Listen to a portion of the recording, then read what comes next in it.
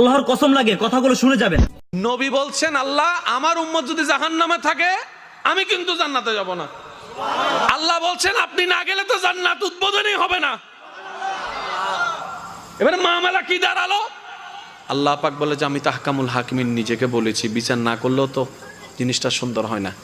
অনবী একটা কাজ করেন, ওয়ালা সৌফা ইউতিকা রাব্বুকা ফাতারদা, আমি কাউকে বলি নাই, আপনাকে না বলেছি। আমার সাল্লাহ কাইল্লা রহমাতাল লিল আলামিন কারো সম্পর্কে নাজিল করি নাই, আপনাকে দিয়েছি।